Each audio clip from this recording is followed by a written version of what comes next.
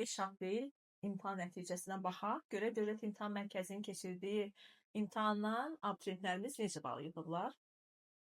Azərbaycan dili ballarını soruşuruq. Həmidə, 76,5. Fidan, 73,5. Lamiyə, 76,5. Fatimə, 71. Sübhan, 71. Turan, 65.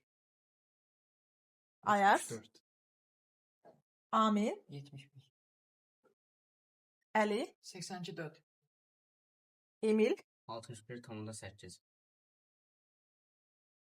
Şükran, 76,5. Yağmur, 88,2.